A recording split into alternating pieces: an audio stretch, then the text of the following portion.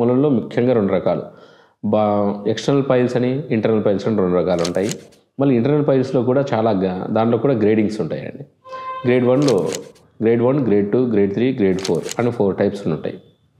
Grade 1లో మీకు first లక్షణాలు ఏం కనిపిస్తాయంటే జస్ట్ మీకు రక్తం పడడము, ఫస్ట్ ఆ లక్షణం ఒక్కటే కనిపిస్తుంది, అంటే అది చిమ్మినట్టు రక్తం పడడం. గ్రేడ్ 2లో మీకు మొలలు అనేవి కొంచెం మాస్ మీకు వాష్ చేసుకునేటప్పుడు చిన్న మాస్ ఏదో పాలు తగులుతున్నట్టు మీకు తెలుస్తూ ఉంటుంది. గ్రేడ్ 3లో ఆ మొలలు అనేవి బయటికి వచ్చి లోపలికి పోవడము జరుగుతూ ఉంటుంది.